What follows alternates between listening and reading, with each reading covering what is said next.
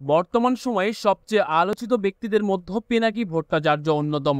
Blogger এবং online activist Pinaki Bhattacharya পেশায় একজন চিকিৎসক। তিনি বগুড়া জেলা স্কুলের প্রাক্তন শিক্ষক এবং সাংস্কৃতিক ব্যক্তিত্ব শ্যামল ভট্টাচার্যের বড় ছেলে। তবে পিনাকি ভট্টাচার্য প্যারিসে বসবাস করে, তার জন্য বাংলাদেশি ব্লগার এবং সোশ্যাল অ্যাক্টিভিস্ট হিসেবে অধিক পরিচিত।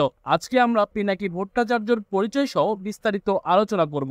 আশা করছি ভিডিওটি ভালো লাগবে। পিনাকি ভট্টাচার্য একজন ব্লগার, অনলাইন অ্যাক্টিভিস্ট এবং চিকিৎসক।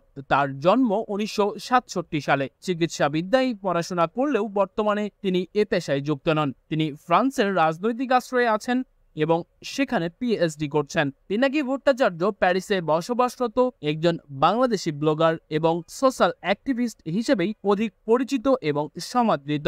বাংলাদেশে ভারত ছাড়াও আন্দোলনে গুরুত্বপূর্ণ ভূমিকা রাখায় তিনি বর্তমানে বহুল আলোচিত এবং জনপ্রিয় হয়ে উঠেছেন। পিনাকি একসময় বাম রাজনীতির সাথে জড়িত ছিলেন। বাংলাদেশের রাজনীতির ইতিহাস এবং অন্যান্য বিষয়ের ওপর 18টি গ্রন্থ তিনি রচনা করেছেন। বর্তমানে তিনি একজন জনপ্রিয় অনলাইন অ্যাক্টিভিস্ট। ইউটিউব, ফেসবুক, টুইটারে সক্রিয়ভাবে আলোচনা করেন।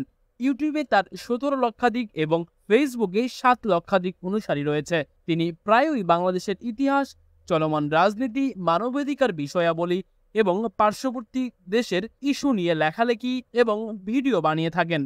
পিনাকি ভট্টাচার্য ফেসবুক, টুইটার এবং ব্লগের পোস্টগুলোতে বাংলাদেশে দীর্ঘদিন ধরে আওয়ামী লীগ দুর্নীতি, মানবাধিকার লঙ্ঘন, অপহরণ এবং বিচার বহির্ভূত হত্যার সমালোচনা করে আসছেন। তার পোস্ট এবং টুইটগুলোই প্রায়ই আওয়ামী লীগের সমালোচনা করে। অতি সম্প্রতি তিনি অনলাইনে প্রাণনাশের হুমকির সম্মুখীন হয়েছেন একাধিকবার।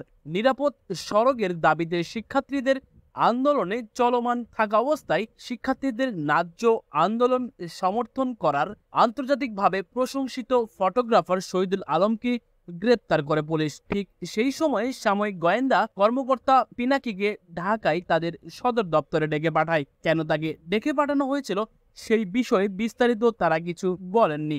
নজির রয়েছে সাময়িক গোয়েন্দা কর্মকর্তা বিরুদ্ধ মত পোষণকারীদের দপ্তরে যাদের ডেকে পাঠায়, তারা সাময়িক গোয়েন্দাদের সাথে দেখা করার পর তাদের অনেককে খুঁজে পাওয়া যায়নি।